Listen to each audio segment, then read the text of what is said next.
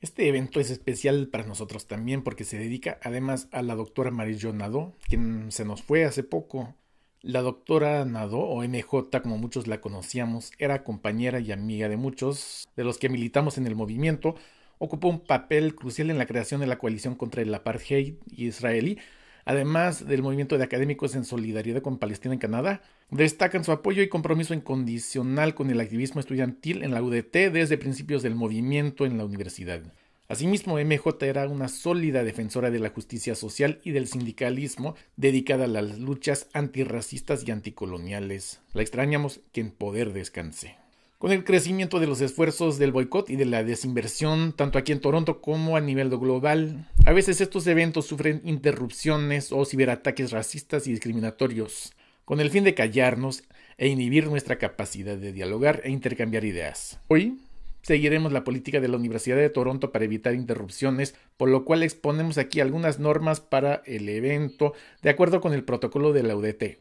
Sírvase esta notificación para informarles que queda en efecto la política de prevención de interrupciones, lo cual significa que se prohíbe toda grabación del evento, salvo por nosotros, los organizadores. A la audiencia no se le permite grabar el audio ni el video del evento. Por favor, apaguen y guarden sus cámaras y grabadoras. Se les informa que los organizadores sí grabarán el evento. Esperamos que su participación en el chat de Facebook cumpla con la normativa aplicable de la UDT. Los organizadores nos comprometemos a promover el diálogo y la libertad de expresión. Rechazamos el racismo en todas sus formas, incluyendo el antisemitismo, el racismo antinegro, la islamofobia y cualquier otra forma de discriminación y opresión. Toda participación en el evento tendrá que cumplir con estos compromisos fundamentales. Cualquier comentario, imagen u otra intervención en el chat que viole estos principios de equidad se eliminará. La Semana del Apartheid Israelí, o SAI, se ha convertido en uno de los eventos globales más importantes del movimiento de solidaridad con Palestina. Inició en Toronto en 2005. La temática de este año se titula Unidos contra el racismo, la discriminación, la xenofobia y la desigualdad. El evento no ha dejado de crecer a nivel mundial. En los últimos meses hemos visto cómo los pueblos del sur global, personas de color, presos políticos, personas sin techo, migrantes y refugiados y tantos otros han sufrido los estragos de la pandemia del COVID-19, la cual ha agravado aún más la vulnerabilidad de sus comunidades en diversos lugares. Durante los últimos 17 años, la Semana del Apartheid Israelí se ha coordinado a nivel mundial para protestar contra estas injusticias y promover la libertad, la justicia e igualdad del pueblo palestino como parte de la lucha por la justicia indivisible. Los eventos de este año le dan continuidad a la orgullosa tradición de resistencia contra la discriminación racial, el colonialismo y el apartheid, conmemorando las luchas, la diversidad y los vínculos que nos unen. Acabemos con el silencio, unamos nuestras voces contra el racismo.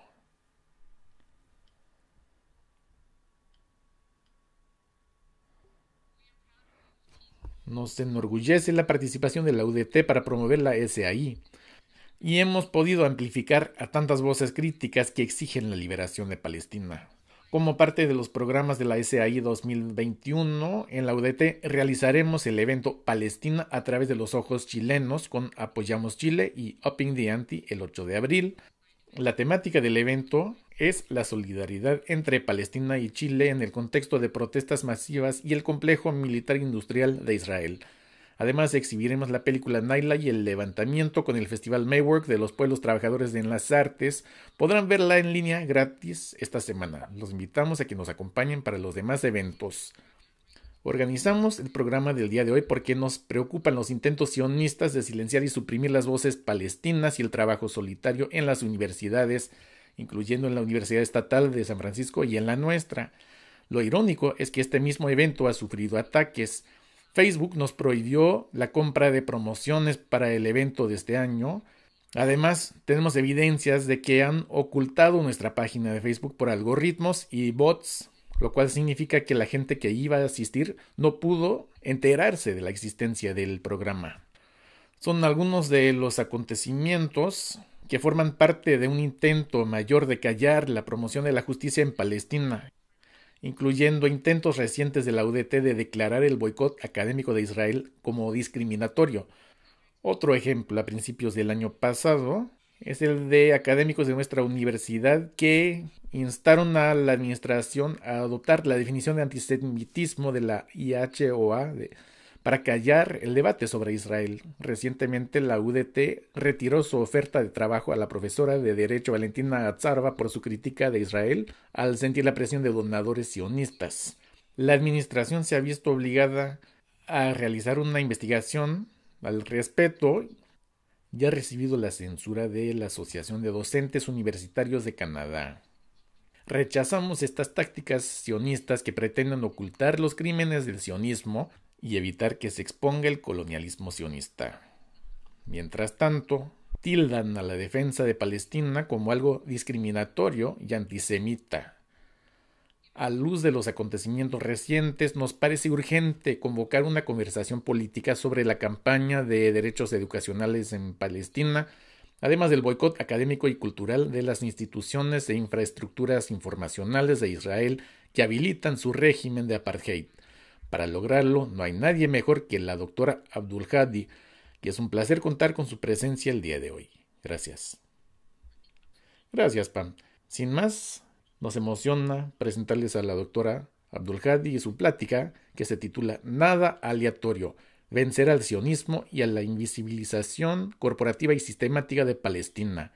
Leeré una breve semblanza y le cederé la palabra a la doctora Abdul Hadi. La doctora Rabab Abdul Hadi es fundadora, directora y académica principal del programa de estudios sobre los pueblos árabes y musulmanes y su diáspora. Profesora asociada de estudios étnicos y estudios de sexualidad con la Universidad Estatal de San Francisco, es intelectual pública, comprometida con el principio de la indivisibilidad de la justicia. Es miembro del Consejo Asesoral de la Asociación de Estudiantes para la Justicia en Palestina, cofundadora de Académicos de California para la Libertad Académica, su campaña en Estados Unidos para el boicot académico y cultural de Israel, Feministas para la Justicia en y para Palestina, y la sección estadounidense de la Unión de Estudiantes Palestinos, la Asociación de Trabajadores Palestinos de Norteamérica y el Comité de Solidaridad con Palestina. Participa en la coalición recién formada de las universidades estatales de California para reducir el presupuesto de la policía en las universidades. Fue la primer mujer árabe y musulmana elegida a la directiva de la Unión para Libertades Civiles de Nueva York.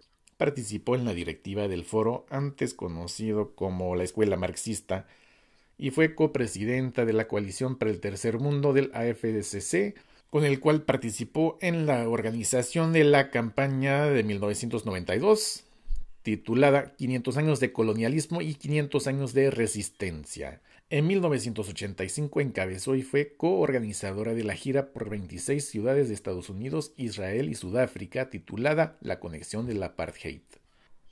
Coordinó y encabezó diversas delegaciones a Palestina, incluyendo Mujeres Feministas Indígenas y de Color en 2011, la Delegación Académica y Obrera en 2014, la Delegación de Presos y Académicos de Estados Unidos en 2016 y la de Prácticas de Pedagogía sobre Palestina y la Indivisibilidad de la Justicia en marzo de 2018 en su viaje a Palestina, Andalucía y Sudáfrica. La doctora Abdul Hadi actualmente está elaborando una colección de historias orales del activismo palestino, además de editar un volumen sobre la enseñanza sobre Palestina, proyecto que confronta las narrativas coloniales sobre Palestina y exige la descolonización del currículo y un fin a la invisibilización de Palestina por medio de la educación. Desde el inicio de la pandemia, coordinó webinars sobre tales temas como el movimiento Las vidas negras sí importan, libertad, abolición e indemnización y la conmemoración de la masacre de Sabra y Chatila. En dichos webinars han participado cientos de miles de personas, en parte gracias a la página de Facebook de estudios sobre los pueblos árabes y musulmanes y su diáspora, además de la clase abierta sobre narrativas palestinas y resistencia, la cual fue censurada hace poco por la universidad y las masivas empresas tecnológicas Zoom, Facebook y YouTube. Ha surgido una campaña internacional de rechazo a la censura académica y a la invisibilización de Palestina. El 23 de septiembre del año 2020, la gran empresa informática Zoom censuró el taller ¿De quién es la narrativa? Género, justicia y resistencia. Una conversación con Leila Khaled. Una clase abierta en línea de la Universidad Estatal de San Francisco. Es el más reciente ejemplo del intento fallido sionista durante 100 años de invisibilizar la presencia palestina e indígena en su territorio y su vínculo orgánico con él. Los sionistas procuraron movilizar tanto a derechistas como intelectuales liberales para satanizar a los palestinos y otras narrativas de resistencia. Para movilizar a su base de supremacistas blancos y trumpianos, emplearon argumentos de seguridad nacional de Estados Unidos e Israel, resucitados de la época de la Guerra Fría y de carácter xenófobo, los cuales se han reactivado últimamente para promover la invasión estadounidense de Afganistán e Irak, además de la campaña brutal del ejército israelí contra la intifada palestina. De manera paralela, los sionistas liberales elaboraron una estrategia para involucrar a los intelectuales neoliberales y centristas en la supresión de Palestina, aplicando argumentos de libertad académica y de expresión, y así evitando acusaciones de racismo mientras mantenían sus alianzas con socios comerciales y sionistas adinerados para así promover su agenda neoliberal. Por medio de discursos sionistas liberales de carácter más insidioso, se replicó una mentalidad eurocéntrica y colonialista de feminismo y civilidad, iluminación y diversidad, la cual manipuló el antisemitismo para desprestigiar a los académicos y su pedagogía y defensa de la justicia en Palestina y, por extensión, toda defensa de una pedagogía basada en la justicia, como se evidencia en la continua campaña contra el currículo de estudios étnicos. Ha sido el caso también con la campaña sionista neoliberal para desprestigiar al programa de estudios sobre los pueblos árabes y musulmanes y su diáspora, y para la enseñanza sobre Palestina como parte legítima, esencial e integral del currículo. Inspirada en el espíritu del año 68, el llamado a descolonizar el currículo y a exigir cuentas y transparencia a nuestras instituciones. La plática de la doctora Abdul Hadi indicará el contexto histórico de las campañas sionistas y racistas para silenciar a Palestina y para criminalizar la educación palestina, casos que no son ni aislados ni aleatorios, sino que tienen vínculos sistemáticos con la privatización, corporatización, debilitamiento de gobiernos colectivos y prácticas antidemocráticas y antisindicalistas. En este momento, la doctora Abdul Hadi hablará durante 40 minutos aproximadamente, después de lo cual tomaremos preguntas de la audiencia. Pueden escribir su pregunta en el chat de Facebook y los encargados nos pasarán las preguntas. Quisiéramos volver a repasar la normativa del evento. Se prohíbe la grabación del audio o del video del evento. Por favor, apaguen y guarden sus cámaras y grabadoras. Se les informa que los organizadores sí grabarán el evento. Esperamos que su participación en el chat de Facebook cumpla con la normativa aplicable de la UDT. Los organizadores nos comprometemos a promover el diálogo y la libertad de expresión. Rechazamos el racismo en todas sus formas, incluyendo el antisemitismo, el racismo antinegro, la islamofobia y cualquier otra forma de discriminación y opresión. Toda participación en el evento tendrá que cumplir con estos compromisos fundamentales. Cualquier comentario, imagen u otra intervención en el chat que viole estos principios se eliminará. Sin más, le cedo la palabra a la doctora Abdul Hadi. Gracias. ¿Sí me escuchan? Buenas tardes.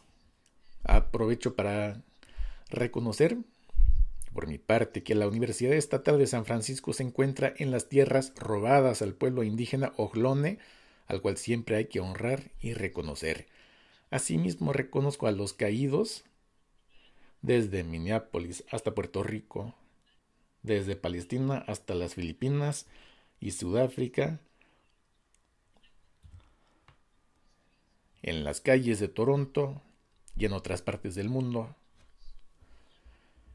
Asimismo, quisiera reconocer y honrar a las personas que han perecido y siguen en la lucha durante esta pandemia tan difícil, la cual demuestra las desigualdades estructurales, ya sea en el caso de los prisioneros que deben quedar libres de inmediato aboliendo dicha institución, o en el caso de los obreros que sufren en el día al día, las personas que nos atienden y nos dan atención médica, y todo aquel que no puede recibir el tratamiento necesario por culpa de la avaricia que reina en nuestra sociedad. Asimismo, cabe destacar que durante estos próximos días conmemoramos y recordamos el asesinato de destacados personajes palestinos y árabes del movimiento anticolonial de liberación de Palestina, incluyendo a Basil Kubaisi, Tamar Udwan, Tamar Nassar, Abu Yusuf al-Mayar, quien es en una campaña del Servicio Israelí de Inteligencia del Mossad, en una campaña para despojar al pueblo de sus dirigentes, cayeron asesinados. En dicha campaña aplicaron técnicas muy parecidas a las del COINTELPRO, el programa de contrainteligencia de parte del gobierno estadounidense y el FBI, para aplastar el espíritu de la década de los 60, cuando surgían movimientos en todo el mundo de rechazo al colonialismo, imperialismo, a la avaricia y al capitalismo. El día de hoy reconozco además a los académicos y colegas difuntos que se nos han ido últimamente. Reconozco a nuestro colega Abdisabdar Qassam de la Universidad Nacional An-Najah, ex prisionero que ha trabajado incansablemente en colaboración con nosotros. Asimismo, reconozco a mi colega, camarada y amiga MJ Nado, a quien conocí muy estrechamente, creo que desde el año 2006, en la conferencia Empire en la Universidad de Queens. Trabajamos muy estrechamente en el Foro Social Mundial Palestina Libre en Porto Alegre. Nos hospedamos en el mismo hotel con varios colegas, incluyendo a nuestro amigo Jaffe Yarar, cuya madre sigue encarcelada. Exigimos su libertad. También fue una persona a quien conocimos en Palestina y diversas otras personas que juntas estamos en la lucha sobre el tema del boicot académico y cultural de Israel, la cuestión de sanciones y exigir cuentas a Israel. Y puedo hablar más al respecto de MJ. Ella también asistió al panel que organizamos sobre el género y resistencia con Angela Davis, Leila Khaled y otras feministas en Porto Alegre, y las dificultades que tuvimos porque en aquel momento también Leila Khaled y muchos otros palestinos no recibieron el permiso para participar en el Foro Social Mundial, que también fue parte de lo que consideramos parte de una agenda neoliberal. Podemos hablar más al respecto después. Quiero agradecerles la organización de este panel a ACU, a Saya, a todos los demás en Toronto y a todas las organizaciones copatrocinadoras. Expreso mi solidaridad también con la Asociación Estudiantil Posgrado del Sindicato Local 3902 por estar firmes todos y resistir los intentos de la universidad y fuerzas neoliberales de cerrar el sindicato. Y es la misma oposición que sufrió la Asociación Estudiantil Estadounidense después de que aprobaron la resolución de solidaridad con Palestina. Se mantuvieron firmes. La demanda por fin se rechazó y ellos vencieron, y ustedes también vencerán. Sé que el gobierno estudiantil ya ha aprobado medidas democráticas al respecto. Hoy conmemoramos la semana del apartheid israelí.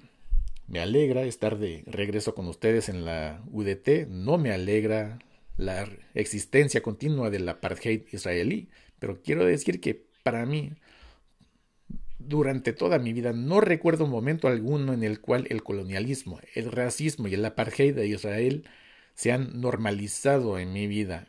Sigue siendo el caso, estoy comprometida con estos principios. En el año 2010 estaba en la Universidad de Toronto para la semana del apartheid israelí. Estuve con mi hermano indígena Sean Franz para hablar sobre el apartheid de Israel. De hecho, fue en el mismo tiempo, un poco después de la guerra de Israel contra Gaza, de diciembre de 2008 a diciembre de 2009, después de la cual hablé en su momento sobre la supuesta autorrepresentación de Israel como oasis de la democracia.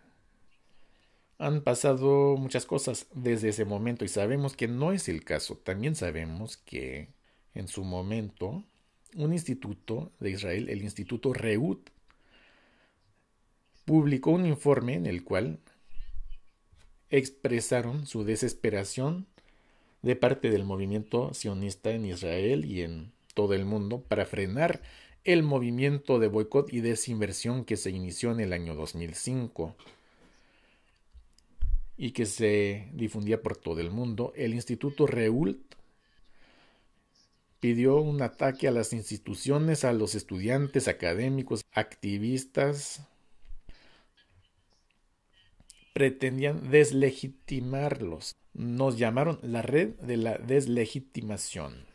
El Instituto Reut, junto con otros grupos sionistas y en coordinación con el Ministerio Israelí de Asuntos Estratégicos y el gobierno israelí y sus diversos organismos, han procurado silenciar, reprimir, intimidar, calumniar y atacar a los que abogan por la justicia en y para Palestina como parte íntegra de la indivisibilidad de la justicia. Sigue sucediendo hasta el día de hoy.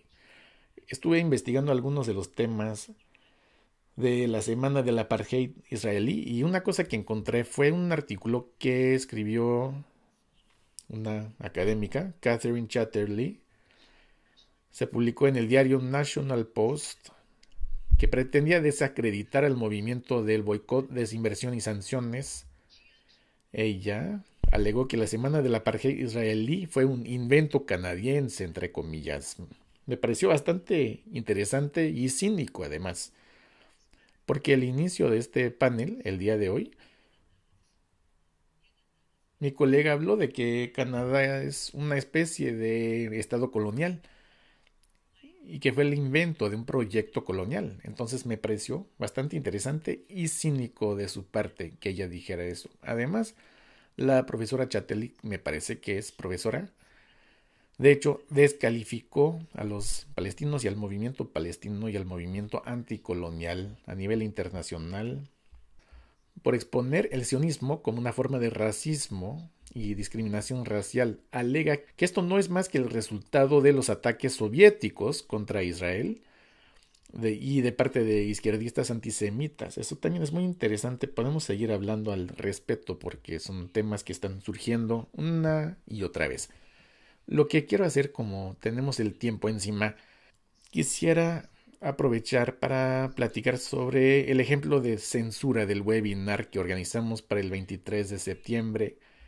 Y quisiera explicar para las personas que tal vez no estén al tanto de todos los pormenores de cómo es que la dirección neoliberal de una universidad permite que las empresas privadas ejerzan el poder de veto sobre nuestro contenido curricular, nos silencian e intervienen en nuestra libertad académica como académicos, como el personal de la universidad, para elaborar nuestro propio currículo, invitar a expositores a nuestras clases,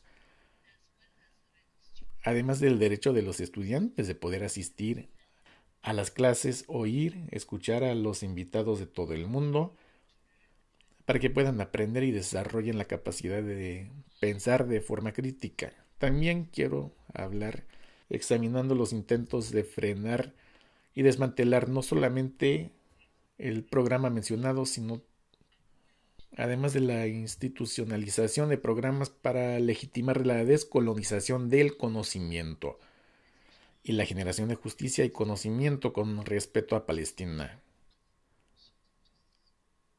y con respecto a otros temas de justicia. Entonces, ¿qué pasó? Y como dije en el título de mi plática, esto no es nada aleatorio. Fue un evento aleatorio ni aislado, no es ninguna casualidad, es una parte íntegra de una campaña para silenciarnos y desmovilizarnos, principalmente porque Israel no ha logrado aplastar a Palestina y a la resistencia palestina. Desde hace más de 100 años, el proyecto sionista, que me parece algo pasajero, y me parece una sola respuesta posible, una respuesta colonial, a la justa lucha contra el antisemitismo.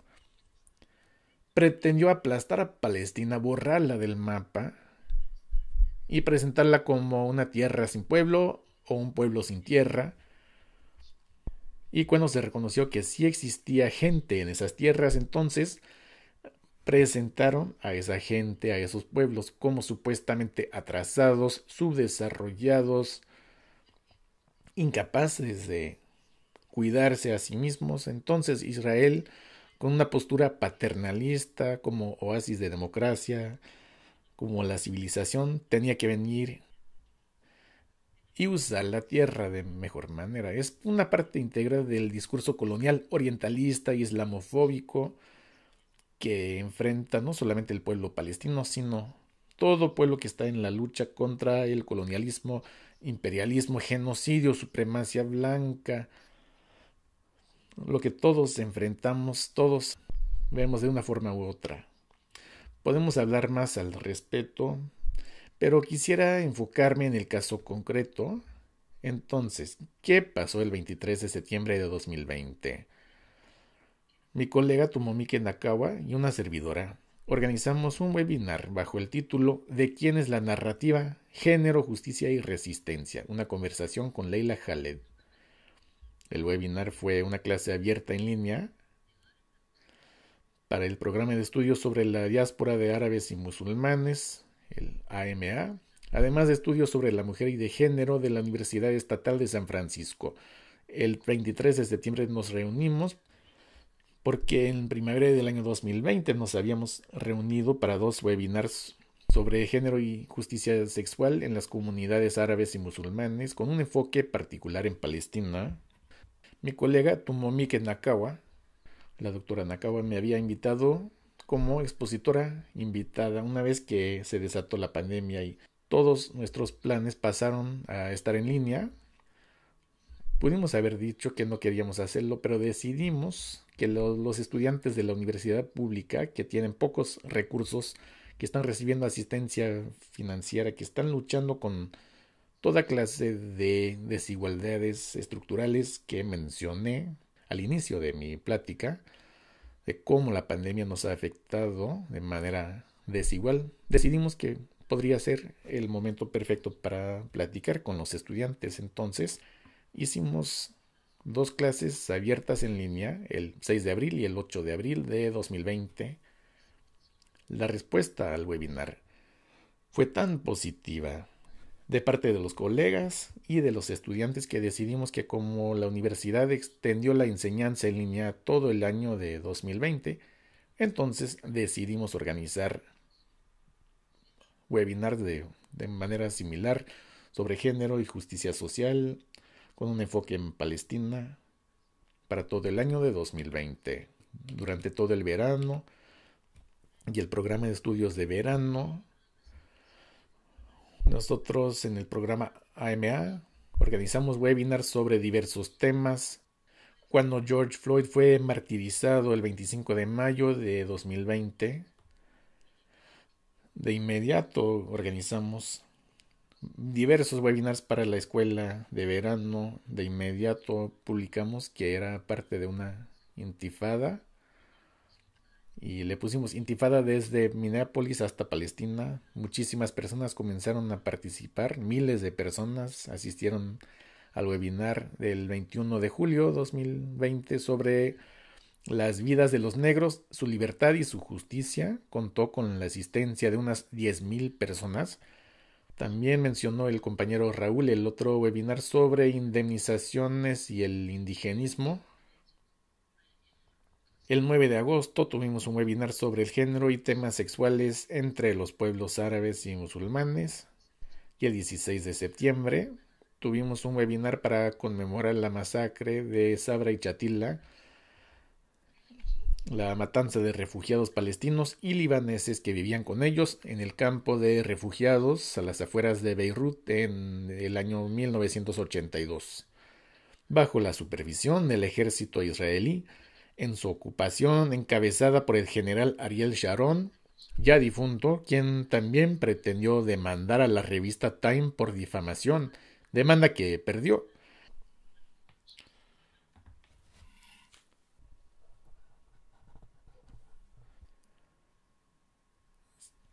Es conocido entre diversos círculos como uno de los carniceros del Líbano.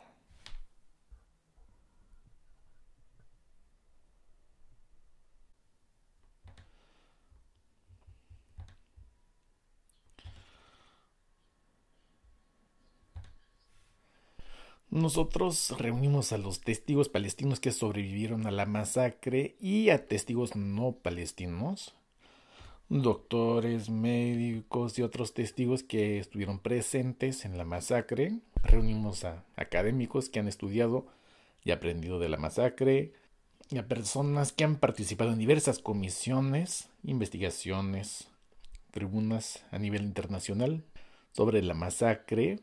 Fue un evento muy exitoso y consideramos que fue parte de la razón por la cual el movimiento sionista y los apologistas israelíes decidieron atacar el webinar que íbamos a hacer con Leila Khaled el 23 de septiembre para pretender frenar y silenciarnos. Antes del 23 de septiembre, el 2 de septiembre, cuando anunciamos que íbamos a hacer el webinar, y esta vez íbamos a contar con la presencia en vivo, y parte de la razón por la cual pudimos hacerlo es que no teníamos presupuesto ni apoyo institucional de la universidad, pero ahora que estamos en línea y podemos hacerlo, decidimos invitar a la misma Leila Khaled, ya que el webinar que hicimos el 6 de abril se trataba de la militancia palestina. Presentamos un documental sobre Leila Khaled titulado Leila Khaled, secuestradora, entre signos de interrogación, y nos pareció un buen texto crítico para analizar, observar, discutir, criticar. He escrito sobre Leila Khaled, le tengo mucho respeto, la admiro, y decidimos ver si ella estaba disponible para reunirse en directo. Además de Leila Khaled, invitamos a varios activistas y dirigentes de renombre a participar en el panel, tales como Verónica Srills, un activista judío antisionista del movimiento de solidaridad con Palestina desde Sudáfrica. Históricamente tuvo mucha participación en el Congreso Nacional Africano y sirvió en el gobierno de Mandela como ministro. Agendamos a Laura Whitehorn, quien estuvo más de 14 años en prisión en Estados Unidos. Es una activista feminista judía LGBT que participó en el año 2016 en la Delegación de Trabajo, Académicos y Reos a Palestina.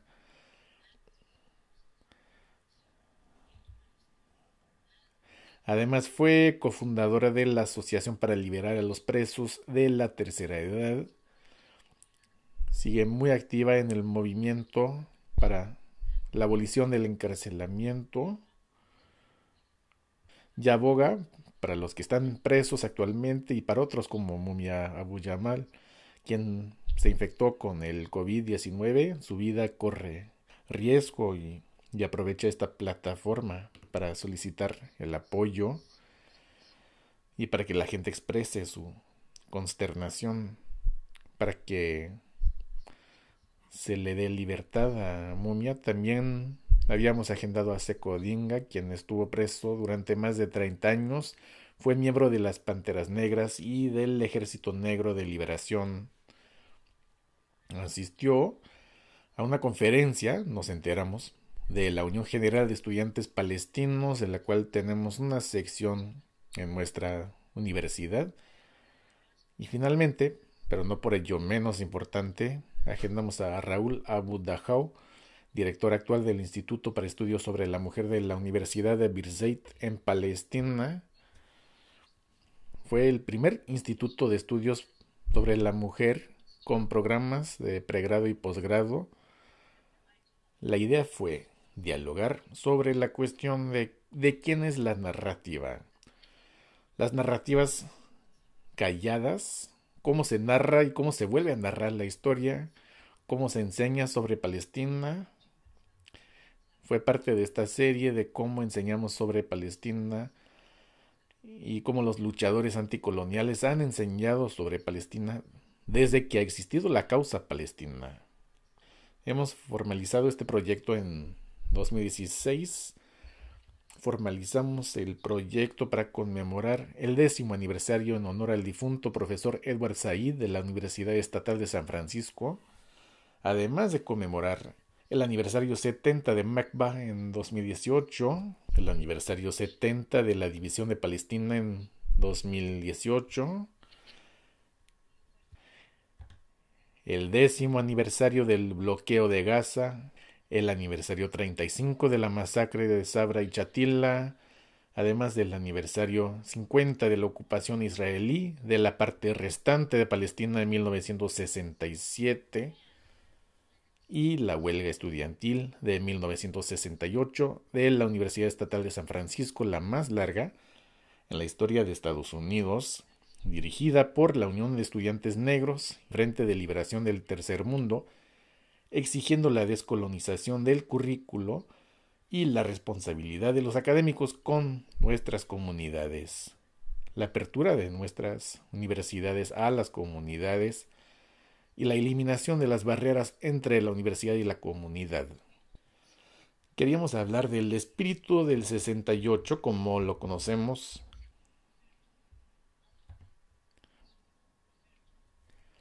no solamente en San Francisco, sino que también hay que recordar que sucedió también en Túnez, en la Universidad Nacional Autónoma de México, en Senegal, en la Universidad de Colombia y también en mayo del 68 en París. En otras palabras, queríamos confrontar y cuestionar el conocimiento eurocéntrico que nos dan en el currículo y cuestionarlo. Entonces, el webinar formaba parte de la serie. Pero tan pronto como comenzamos a pensar en las narrativas de los 60, pensar en las narrativas de los colonizados, desde la perspectiva de los colonizados, ¿cómo podemos centrar a los pueblos marginados? Fue muy importante esa cuestión. Nos propusimos hacer el webinar desde esa perspectiva. Sin embargo, tan pronto como se anunció el 2 de septiembre, varios grupos sionistas, incluyendo Campus Watch Canary Mission, el Mossad, la iniciativa AMJA, la organización sionista estadounidense, además del proyecto Lofer, del cual voy a hablar a la brevedad, todos lanzaron una gran campaña en nuestra contra para silenciarnos. Lamentablemente, 3 días después, la presidenta de nuestra universidad emitió una declaración en la cual ella condenó de inmediato lo que ella percibió como la glorificación de la violencia y del terrorismo. En ningún momento me contactó la presidenta u otro funcionario de la universidad ni a la profesora Kinakawa para preguntarnos qué opinan, por qué están haciendo este webinar. Simplemente emitieron su juicio y nos silenciaron.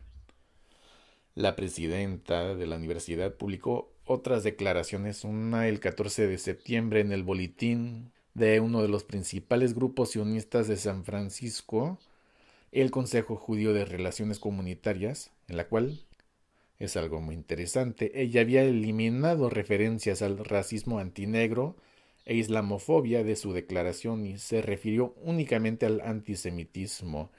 Resultó bastante problemático porque estaba desvinculando las luchas entre sí, que son luchas contra cualquier forma de injusticia y racismo.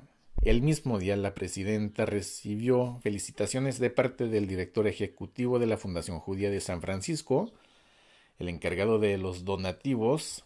La fundación financió a varios grupos, no solamente del movimiento sionista, como el Centro de Libertad David Horowitz, Campus Watch AMJA, Canary Mission, etc., sino también a diversos grupos derechistas, de supremacistas blancos, grupos anti-LGBT. Después del 23 de septiembre, la presidenta asistió y habló en un mitin que organizó el grupo Hillel y además fue patrocinado por el Consejo Judío de Relaciones Comunitarias, la Liga Antidifamación y el Consulado Israelí de la costa oeste de Estados Unidos. Hasta ese momento, la presidenta de la universidad no se ha comunicado conmigo, ni con mi colega, ni con los estudiantes palestinos organizadores, los cuales le escribieron diversas cartas de parte de Laura Whitehorn, Friends of Ahmed, egresados de la Universidad de San Francisco. Al mismo tiempo, una gran campaña sionista y derechista emergió, encabezada por el proyecto Lofer, que es un grupo derechista pro-Israel que ha demandado y atacado a diversos grupos que defienden la justicia en Palestina. Me han demandado a mí, a la Universidad de San Francisco y a las otras universidades estatales de California, acusándonos falsamente de antisemitismo. Me han acusado de violar los derechos de los estudiantes judíos y crear un entorno hostil hacia los estudiantes judíos.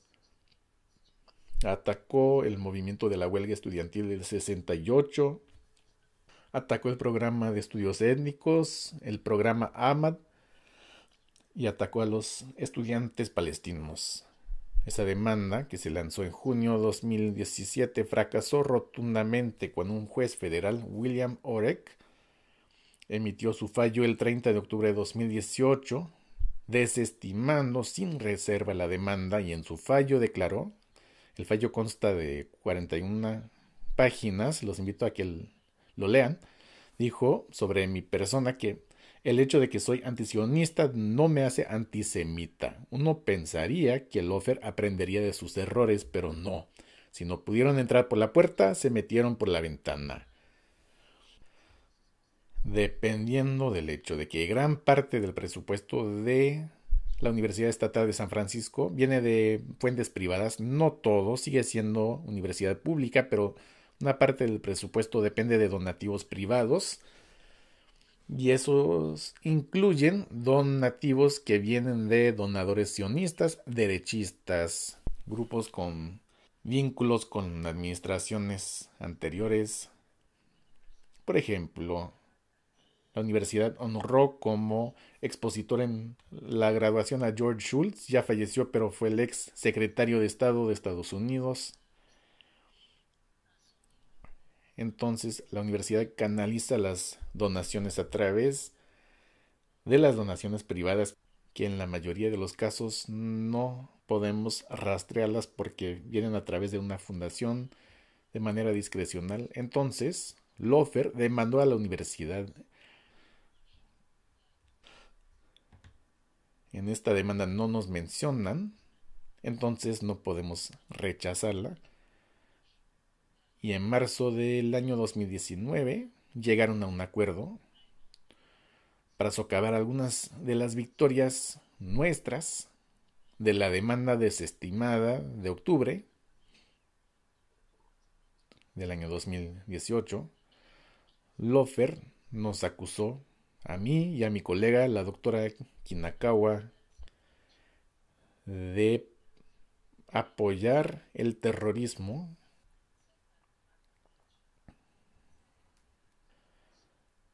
dependiendo de leyes de Estados Unidos que se habían promulgado después del atentado del 11 de septiembre de 2001, etiquetando a los grupos palestinos como terroristas. Sin embargo, inclusive esa acusación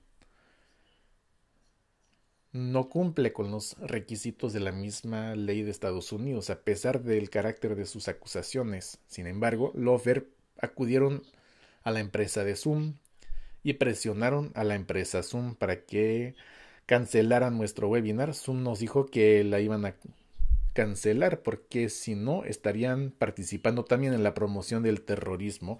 Nosotros, nuestros abogados, el movimiento, dijimos todos que no fue el caso.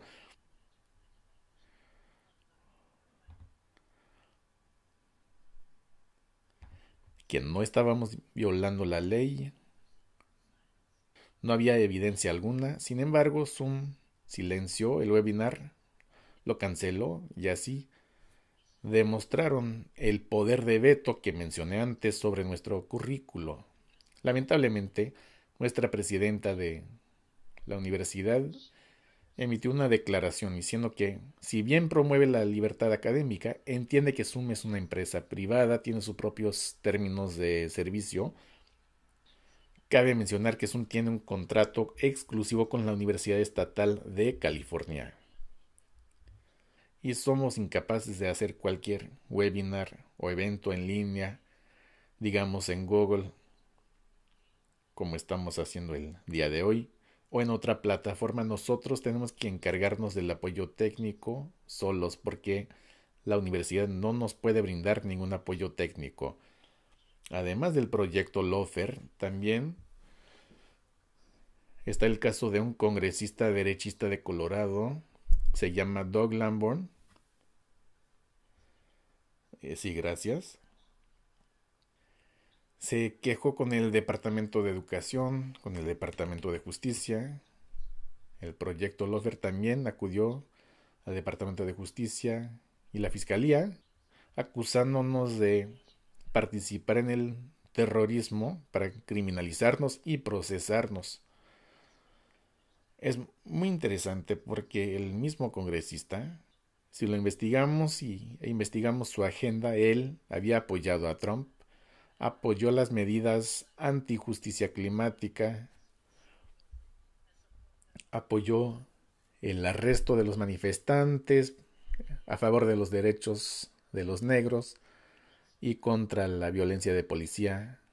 En todo caso, la agenda de él es una agenda de supremacía blanca que promueve las prisiones, la avaricia, que apoya a Trump. Entonces él fue otra persona que nos atacó, otra fuente de ataques. Se encuentra entre otros grupos derechistas como Campus Watch, el Foro del Medio Oriente, creado por Daniel Pipes, quien fue designado como uno de los principales islamófobos de Estados Unidos por el SPLC. Ese grupo de Campus Watch aplicaron el argumento de la supuesta seguridad nacional de Estados Unidos para silenciarnos. De hecho, le están solicitando al Departamento de Educación que retiren los fondos de la ciencia, medicina e investigación en cualquier universidad donde los alumnos habían promovido el boicot, desinversión y sanciones, o bien si los académicos habían participado en ese movimiento o habían defendido la justicia en Palestina. Y ellos usan la islamofobia para ese fin. Por ejemplo, se refieren a Michael Monthill, a una declaración de él de que Palestina debe ser libre desde el río hasta el mar.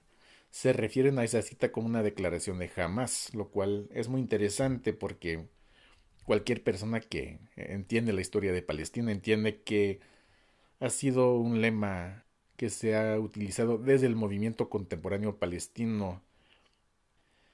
Pero la invocación del nombre de Hamás es para emplear palabras clave de la islamofobia para desestimar al movimiento palestino y a las organizaciones palestinas. Entonces, Campus Watch y su foro del Medio Oriente, el proyecto Lofer, pudieron contactar a Zoom. Nos cancelaron el evento, el webinar. Dijimos, vamos a seguir con el webinar de todos modos. Hicimos el webinar y otros nos cancelaron también. Facebook nos canceló, retiró el anuncio de nuestra página de Facebook y amenazó. Creo que teníamos 14 plataformas en las cuales íbamos a hacer el webinar en vivo. Amenazaron con cancelarnos por completo en todas las plataformas, alegando que violaba la norma comunitaria. A los 23 minutos del webinar, YouTube nos canceló también, nos apagó el webinar mientras se reproducía el video de Leila Khaled, en el cual ella empezaba a hablar sobre la cuestión de qué es un terrorista, qué es un revolucionario.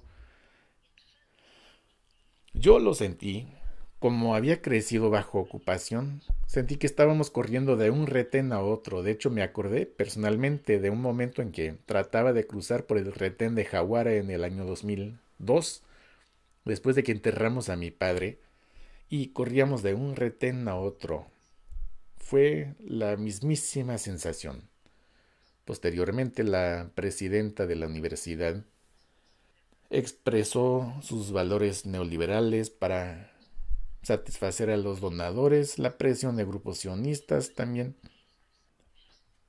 De hecho, la misma decana de la universidad nos ha amenazado a mí y a la profesora Kinakawa diciendo que se nos puede abrir una investigación por actividad delictiva.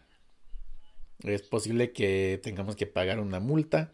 Tendremos que buscar nuestros propios abogados porque la universidad no nos puede ayudar.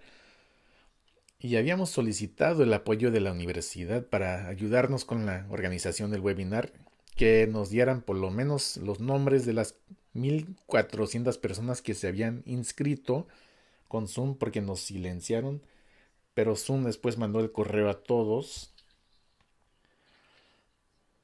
¿Qué nos dice todo esto? Aprovecharé lo que me queda de tiempo para hacer algunas observaciones. Es un intento muy claro de silenciar a Palestina. Israel no ha logrado borrar a Palestina del mapa. La semana pasada en Israel se conmemoró el Día de la Tierra, conmemorando la expropiación continua del territorio, no solamente de las áreas ocupadas en 1967, sino de las áreas de ocupación de 1948.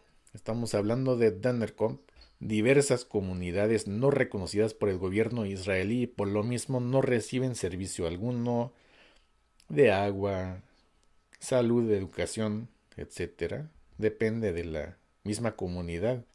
Abastecerse están completamente solas. Y es cierto, sí están solas porque el Estado de Israel no se preocupa por los palestinos. Podemos ver el caso de Homsa, de pueblos cuyos edificios quedaron destruidos una y otra vez.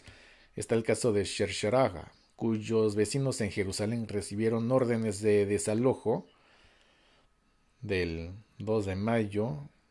Vemos el ejemplo de aquella sólida mujer palestina que siguió en la lucha hasta los 103 años de edad. También es cuestión de las narrativas palestinas, ya sea borrando la presencia de los mismos palestinos en su territorio, como los 552 pueblos que quedaron totalmente destruidos, o bien la reapropiación de varios pueblos, como el pueblo de Ayin Hod, que no quedó destruido, sino que fue convertido por liberales israelíes en una colonia artística, incluyendo las piedras donde los palestinos habían molido sus aceitunas, hacían su prensa, convirtiendo esas piedras en un museo. Eso también es parte de un intento por borrar el vínculo entre los palestinos y su cultura, su alimento, su tierra, su lengua, su ropa. Esta ropa bordada en múltiples ocasiones aparece en muchos casos. También conocemos la historia del hummus. No me voy a adentrar en el tema, pero les recomiendo un nuevo documental que habla del respeto. Cuando hablaba sobre los retenes, también hay otro documental que se llama El Presente. Fue nominado a un Oscar. Se pretende eliminar y silenciar las narrativas palestinas. Eso también tiene un vínculo directo con lo que sucede en la Universidad de San Francisco y con los palestinos. Los palestinos todavía conservan las llaves de los hogares de los cuales fueron expulsados en 1948. Entre 750,000 a 800,000 palestinos se convirtieron en refugiados de la noche a la mañana, y muchos fueron expulsados después de diversas masacres, incluyendo la masacre de Biasín, cuyo aniversario conmemoramos el 9 de abril, el viernes, en el cual las milicias israelíes masacraron a los palestinos y anunciaron la masacre de los palestinos para convencerlos de que se fueran de sus hogares para salvar sus vidas, y muchos académicos, incluyendo israelíes y palestinos, hablan del plan de Elit, en el cual Israel, los sionistas en su momento, bloquearon el norte, el oeste y el sur de Palestina, bloquearon el norte, el oeste y el sur de Palestina para que a los palestinos no les quedara otra salida más que el sur del Líbano, el norte de Palestina, hacia el este del río Jordán, o bien escapándose a la península del Sinaí. Todo esto queda documentado. Sin embargo, los palestinos todavía conservan sus llaves, las llaves a los hogares de los cuales fueron expulsados. Ahora vemos una quinta generación de palestinos que todavía exigen el derecho de regresar. Ese derecho quedó marcado durante el Día de la Tierra en 2018. Comenzó el Día de la Tierra el 30 de marzo del mismo año, que ese día comenzó en 1976. Se organizó con la Gran Marcha del Regreso en Gaza, señalando el vínculo entre ellos y los refugiados palestinos, exigiendo el derecho a regresar. También tiene vínculos con la Universidad Estatal de San Francisco, porque, sí, me quedan 3 minutos, ¿de acuerdo? La Universidad Estatal de San Francisco, porque el mural palestino que mencioné también fue censurado. Y Hamdallah, el personaje de caricatura palestino del caricaturista palestino Najil Ali, quien fue asesinado por el Mossad, quedó censurado del mural, borrado del mural, porque se suponía que Hamdallah generaba un entorno de hostilidad supuestamente hacia los judíos, pero realmente es hacia los sionistas, porque muchos judíos en la universidad son antisionistas, estudiantes y profesores. Pero también Hamdallah tenía la llave en la mano que llevaba el texto al-Lauda. Todo esto ha fracasado, y la razón por la cual ha fracasado una y otra vez, y aún así el movimiento sionista sigue con sus calumnias, su intimidación, sus demandas, amenazas de muerte, despidos del personal. Una parte de la razón por ello es que son acosadores, son abusones. Y los acosadores no dejan de ser acosadores, a menos que se les exijan cuentas. Y por ello es muy importante que nos reunamos, que insistamos en la semana del apartheid israelí. Y todas las semanas, todos los días, tenemos que exigir cuentas de Israel como a cualquier estado. Hay que insistir en el boicot, desinversión y sanciones, movimiento que fue lanzado por la sociedad civil palestina. Hay que exigir cuentas. Tenemos que rechazar los intentos de silenciarnos, de crear cosas en privado, de privatizar nuestras universidades, de cambiar las resoluciones que emitimos, ya sea dentro de la CUPE en la Universidad de Toronto, ya sea por la Asociación Estudiantil de Estados Unidos, el gobierno estudiantil de la Universidad de San Francisco, que también publicó una resolución exigiendo la desinversión de las empresas que apoyan la ocupación israelí. Esto ha sucedido en diversas universidades.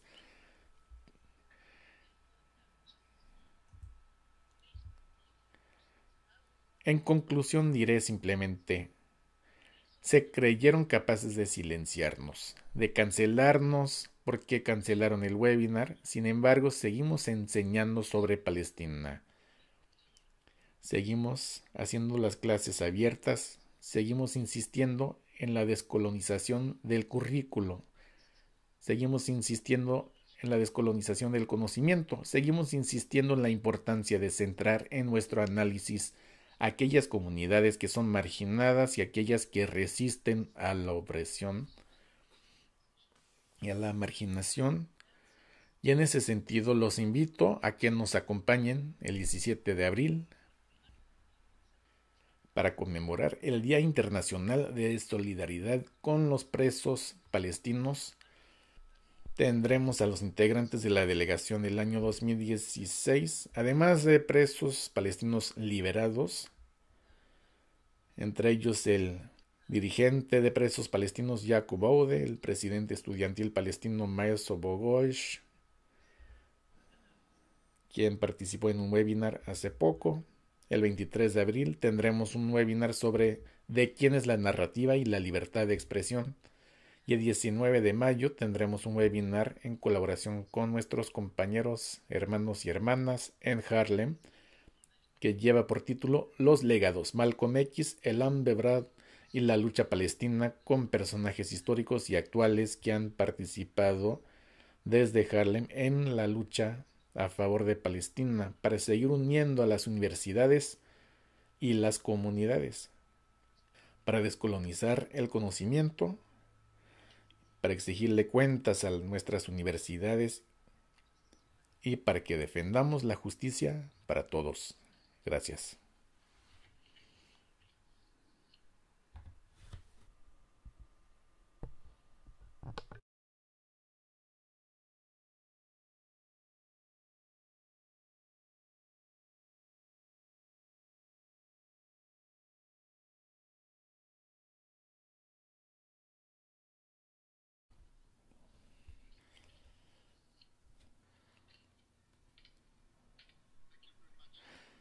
Muchísimas gracias, doctora Abdulhadi. Adelante. Perfecto, sí, muchísimas gracias. Pasaremos ahora a las preguntas. Hay un poco de interferencia. ¿Quieres hacer la primera pregunta? Sí, cómo no, puedo empezar. Muchísimas gracias. Fue tan enriquecedor lo que dijo. El título, nada aleatorio, me parece tan acertado con respecto a la forma en que el sionismo es tan sistemático en sus intentos de silenciar al pueblo palestino. Y parte de eso es el aislamiento. Entonces la pregunta que voy a hacer tiene que ver con la creación de vínculos con movimientos sociales progresistas en América Latina y en particular su experiencia trabajando con el movimiento de solidaridad con Puerto Rico, la conexión entre las luchas de Puerto Rico y Palestina, el liderazgo central y su papel en la persecución de los líderes de esos movimientos. ¿Nos puede hablar al respecto? Sí, con mucho gusto. Y es un honor haber colaborado y trabajado juntos en esta lucha conjunta con nuestros compañeros y compañeras de Puerto Rico. Hay una historia muy larga, inclusive la historia que yo recuerdo, no me alcanza el tiempo para contarla. He escrito algunos artículos al respecto, pero quisiera mencionar algunos ejemplos nada más. Primero quisiera mencionar, por ejemplo, el preso político desde hace mucho tiempo, Óscar López Rivera, quien estuvo encarcelado y fue liberado tan pronto como salió con libertad. Una de las personas con las cuales se contactó fue con la ex presa política palestina Rasmia Ode en Chicago. Muchos, como el contingente palestino, hemos asistido al desfile del Día de Puerto Rico para darle la bienvenida a Óscar López Rivera, y fue el desfile alternativo, de hecho, el cual rechazó todo financiamiento de corporaciones, porque una parte de, digamos, del liderazgo tradicional, convencional, ha hecho esos vínculos, incluyendo, creo que fue la ex vicepresidenta del Ayuntamiento de Nueva York, quien apoyaba a Óscar López Rivera, pero también ella hacía vínculos con el movimiento sionista y introdujo una resolución al ayuntamiento para prohibir el movimiento BDS, boicot, desinversión y sanciones. Entonces el movimiento puertorriqueño organizó una bienvenida para Óscar López Rivera, y de hecho los puertorriqueños que encabezaban el desfile tenían que pedirle al contingente palestino que siguiéramos moviéndonos. Estuvimos en segundo lugar después de la conexión con los pueblos indígenas. También quisiera mencionar un par de cosas muy importantes. En 2014, la Asociación Nacional de Estudios sobre la Mujer se reunió en San Juan, Puerto Rico, y esto fue unos pocos meses después de uno de los peores ataques a Gaza de parte de Israel, una masacre en julio y agosto de 2014. Hubo un gran panel que se organizó, lo organizó una amiga y colega, Chandra Mohanty, miembro de la Delegación Feminista de Mujeres Indígenas y de Color en 2011. El panel también contó con la presencia de Angela Davis, quien fue parte de la delegación. Y al final de ese panel nos pusimos de pie, alcé la mano y dije, bueno, hay que emitir una resolución sobre Palestina. La NWSA debe promulgar una resolución. La NWSA tenía estatutos diferentes, entonces no pudieron aprobarlo en ese momento, pero la presidenta Trisha Lynn dijo, el pueblo se ha pronunciado al respecto, porque casi 2000 personas que se reunieron se pusieron de pie y repitieron en coro parte de la razón. Hay muchas razones, pero tuve que hacerlo porque estábamos en Puerto Rico y porque nuestras activistas feministas y LGBT de Puerto Rico se presentaron con la bandera palestina en su propio territorio y dijimos todos, su lucha es nuestra lucha, queremos que apoyen a Palestina. Los estudiantes puertorriqueños ese verano en la Universidad de Puerto Rico, en el campus de Río Piedras, el campus principal, bajaron la bandera estadounidense e izaron la bandera palestina en el campus en Puerto Rico. Es un trayecto tan largo. En 1986, cuando 7 palestinos y un colega keniano fueron arrestados en Los Ángeles por los servicios secretos de Estados Unidos, el FBI, y el encabezado en Estados Unidos decía: la guerra contra el terrorismo llega a Los Ángeles. Había un grupo de puertorriqueños que se llamaba los 15 de Hartford, también estaban presos, secuestrados de Puerto Rico, los sacaron de Puerto Rico, los apartaron de sus familias, los sujetaron al espionaje con técnicas similares a las del COINTELPRO de los años 60.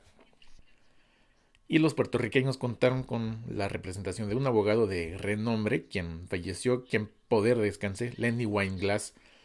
De hecho, su familia son los dueños del Hotel Biltmore, donde el movimiento sionista en Estados Unidos hacía sus conferencias. Entonces, él representaba a los puertorriqueños de parte de la Unión de Derechos Civiles. Los puertorriqueños le dijeron: vaya a defender a los palestinos, ellos lo necesitan más que nosotros.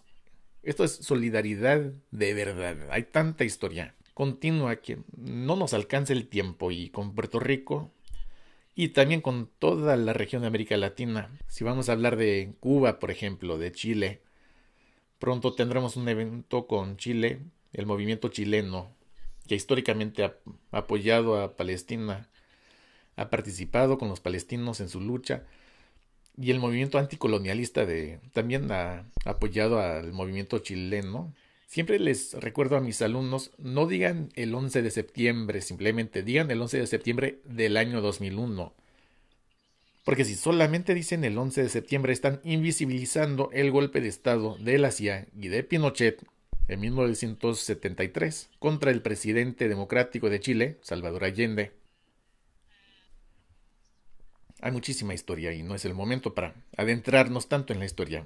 En otro momento podemos platicarlo, pero hay tanta colaboración, tanta organización, tanta lucha compartida. Cuando fuimos a Cuba y visitamos a la OSPA, la Organización de Solidaridad con los Pueblos de África y América Latina, en casi cada portada de su revista del Tricontinental hay algo sobre Palestina, una y otra vez.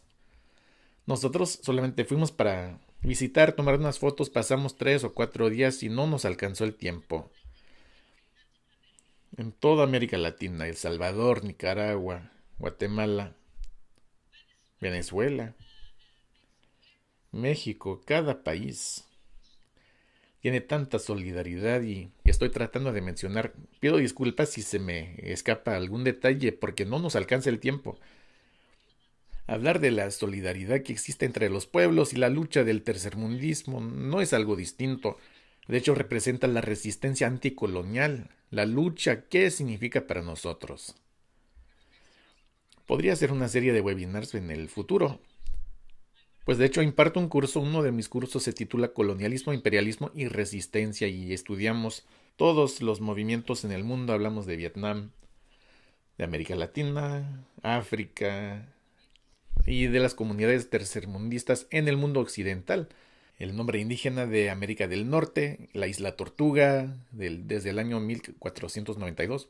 Es muy importante. Gracias. De nada. Gracias, profesora Abdulhadi. Usted trabaja con un colectivo feminista de palestinas.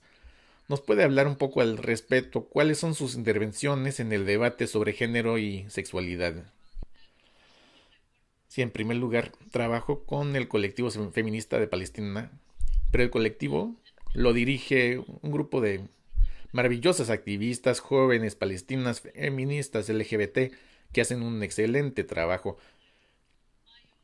Pero quisiera corregir algo de mi propia semblanza, que fui cofundadora de la Unión de Asociaciones de Mujeres Palestinas en Norteamérica. Sí participé en la Red de Acción de Obreros Palestinos, tuve mucha participación en la unión con todos mis compañeros y todos, pero siempre es algo colectivo. Entonces, el colectivo feminista de Palestina es un colectivo Y el colectivo ha hecho varias intervenciones que hablan de diversos asuntos con respecto a la cuestión de vincular la justicia de género, la justicia sexual, con la lucha para la justicia en Palestina. Su declaración más reciente del colectivo, que se publicó el 15 de marzo de este año, de 2021, fue una declaración dirigida a la marcha de las mujeres, pero también incluía un llamado a todos a firmar el compromiso en solidaridad con las feministas, personas LGBT de Palestina, con el pueblo palestino en Palestina y en todo el mundo, en la diáspora, para que rechacen la normalización de la opresión, del colonialismo y el racismo y el apartheid, y para que exijan cuentas a Israel como hacemos con cualquier país del mundo. Y el colectivo feminista de Palestina lo hizo porque es muy importante entender que no se trata únicamente del feminismo. Por ejemplo, como dice el grupo LGBT de Palestina Al-Quds, no queremos que se solidaricen únicamente con la gente LGBT de Palestina. Si no se van a solidarizar con todo el pueblo de Palestina, mejor no nos hablen. Es decir, háblenos a la hora de solidarizarse con todos. Y una de las cosas, y esto se vincula con lo que mencioné de la Asociación Nacional de Estudios sobre la Mujer, después de la NWSA en 2015, después de ese congreso en Puerto Rico, no pudimos aprobar la resolución por los estatutos, entonces la sometimos para el siguiente congreso en Milwaukee.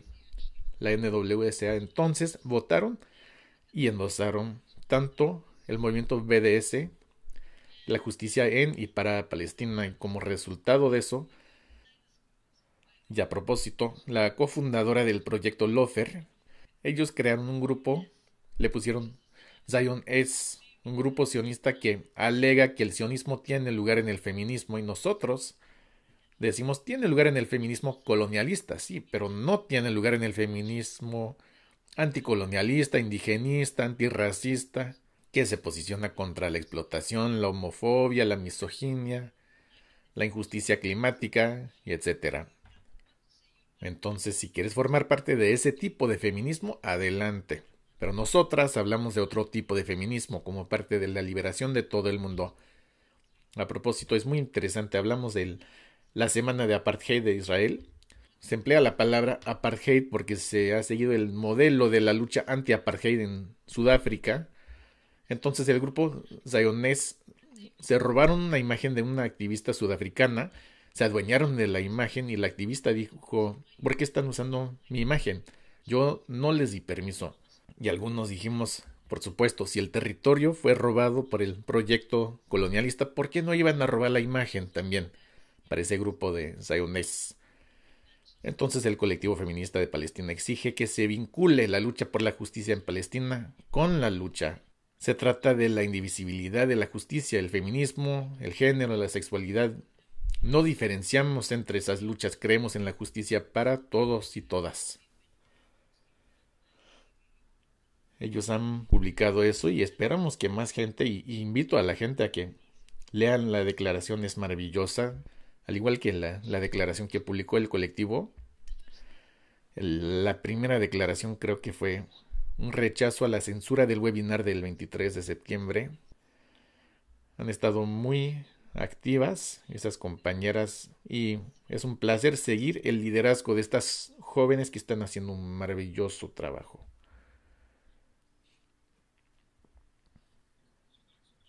La siguiente pregunta es, ¿puede hablar un poco del significado de la investigación de la Corte Penal Internacional a los crímenes de guerra en Palestina? Claro. Me parece extremadamente importante. Me parece importante porque le suma otra dimensión más de legitimidad internacional a las denuncias palestinas contra el colonialismo y el racismo y el apartheid de Israel. La Corte Penal Internacional por fin, bueno, no es demasiado tarde, nunca es demasiado tarde reconocer las injusticias y trabajar a favor de la justicia, pero siempre está la cuestión de cuánto tiempo va a pasar, a qué costo, cuántas víctimas más va a haber. Entonces la Corte Penal Internacional ya emitió una resolución Después de mucho tiempo, desde el original, han dicho que van a investigar y por supuesto Israel dice que no van a colaborar. Lo mismo, de hecho, pasó antes. No colaboraron con el informe Goldstone en 2009, 2010, cuando investigaron los crímenes israelíes en Gaza. En ese momento Israel no cooperó en el tema de Sabra y Yatila. Israel no coopera siempre con un pretexto u otro y al mismo tiempo ellos alegan que están defendiendo el derecho internacional.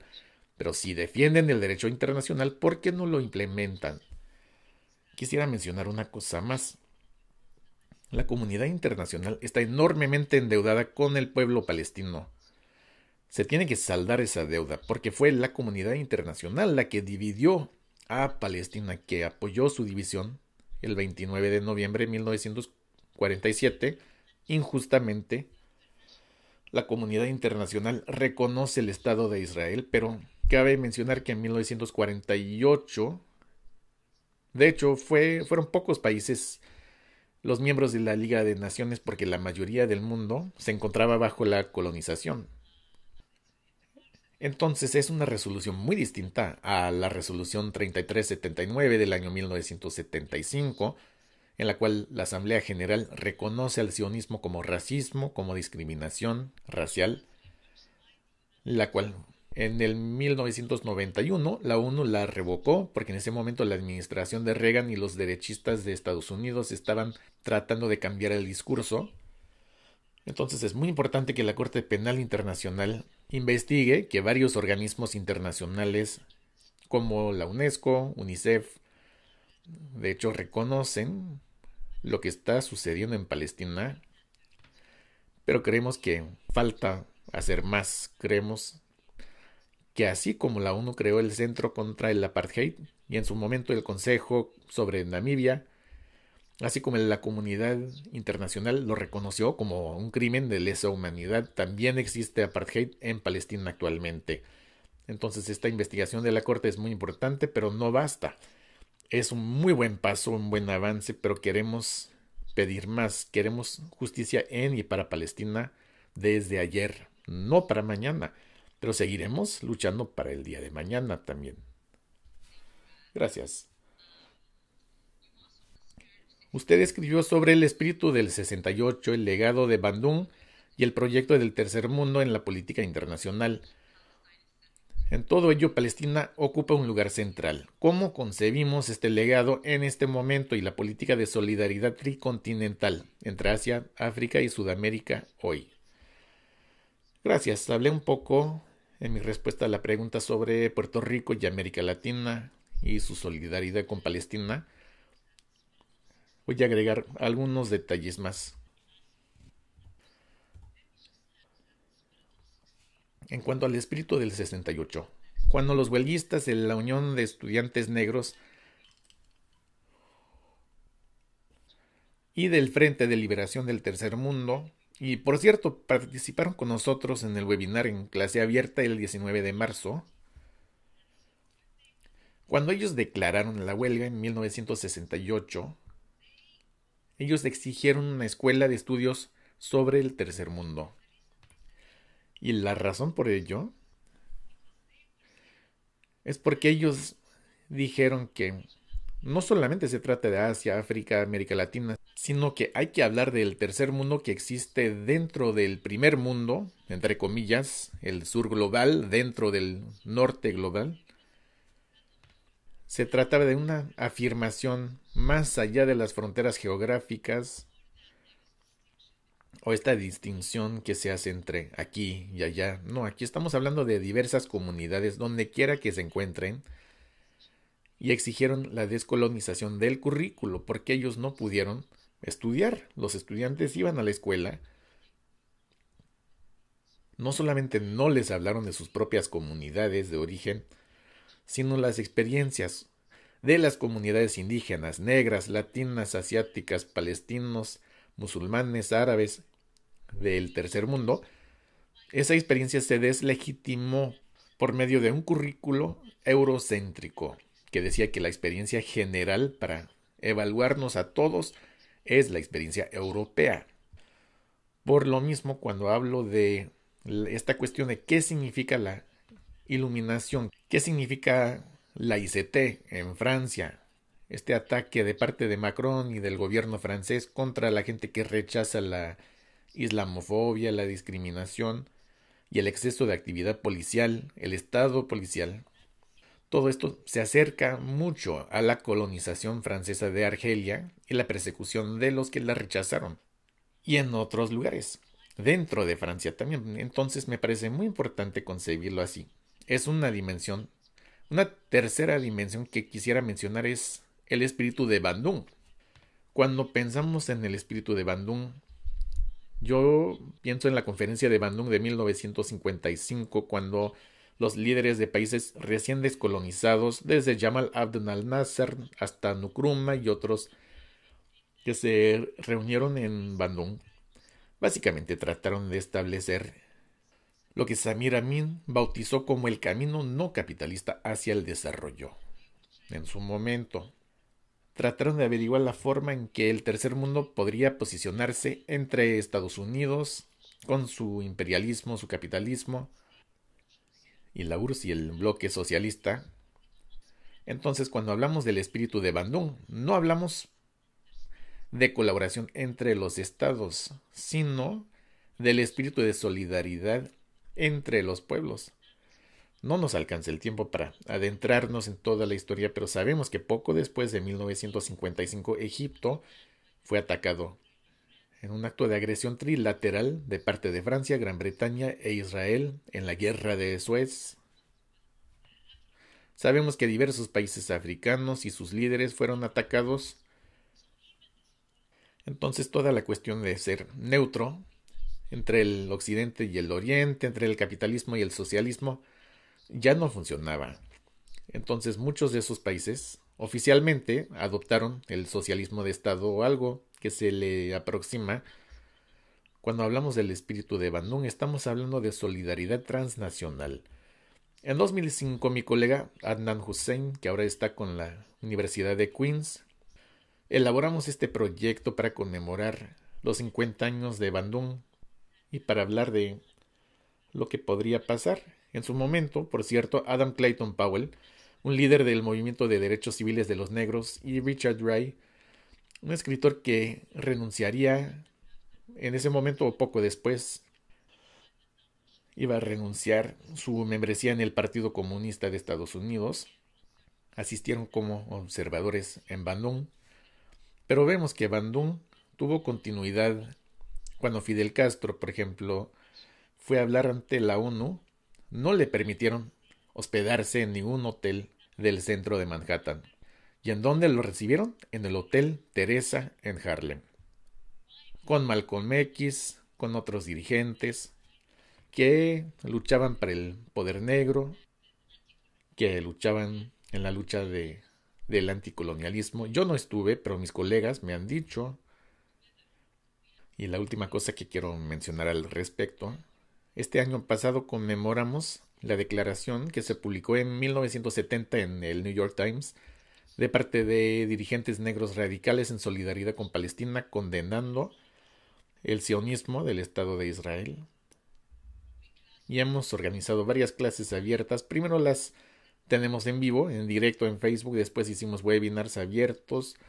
Incluso hicimos uno el 1 de noviembre, el aniversario de la declaración, y muchos compañeros que estudian la figura de Malcolm X, que participaron en el museo virtual sobre la vida de Malcolm X, hablaron al respecto.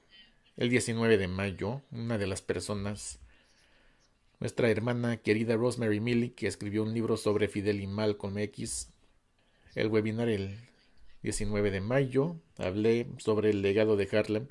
Ella habla sobre el caso del Hotel Teresa y las reuniones que se hacían en su momento y la forma en que tantas personas de los países de la ONU fueron a hablar en esos mítines. También son historias desconocidas. Y se trata de crear un acervo que conserve el espíritu del 68, enseñar sobre Palestina, las conmemoraciones que mencionamos el día de hoy. Esas historias orales se tienen que escuchar y transmitir esos legados. Porque hay tantas cosas. El webinar que la empresa Zoom canceló el 23 de septiembre, tenemos que escuchar esas historias. Y debo mencionar algo muy en breve para que no vayan a pensar que nos callaron nada más y ya se acabó. Porque un mes después, al mes, una acción encabezada por el movimiento de boicot académico y cultural de Israel en Estados Unidos, organizaron webinars en diversos campus, desde la Universidad de Hawái hasta la de Nueva York y de Massachusetts, básicamente diciendo no nos callarán. Hicieron webinars para decir seguiremos alzando la voz, no nos van a callar. Seguiremos en esta lucha. La derecha tiene un interés muy fuerte en silenciarnos, porque los campus, las universidades, son la cuna del pensamiento crítico.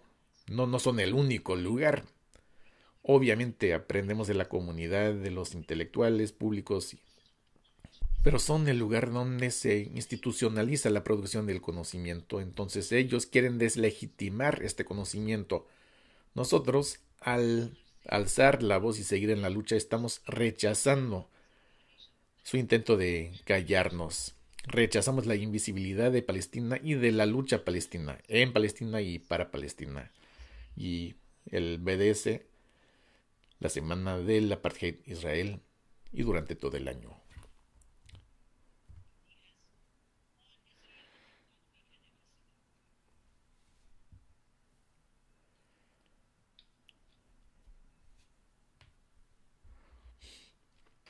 Gracias, doctora Abdulhadi. Fue excelente la forma en que se forman los vínculos de solidaridad entre las luchas.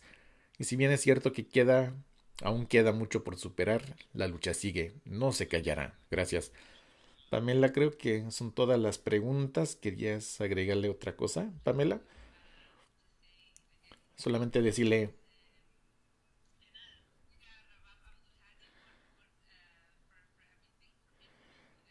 por todo, por hacer los vínculos. Usted mencionó antes el evento sobre Chile. Como usted mencionó, tendremos esa conversación el jueves y es algo que hemos hecho entre compañeros durante varios años y nos emociona muchísimo compartirla con los demás. Esperamos que nos acompañen. Y profesora Abdulhadi, esperamos que usted nos pueda acompañar y observarlo también. Uno de mis colegas, de hecho, Emilio Abed, es uno de los expositores y nos acordamos siempre de Víctor Jara, de El pueblo unido jamás será vencido. Siempre nos inspiran tantas personas que han estado en la lucha. Sus memorias siguen vivas entre nosotros, los desaparecidos y los que siguen en la lucha a diario. Gracias.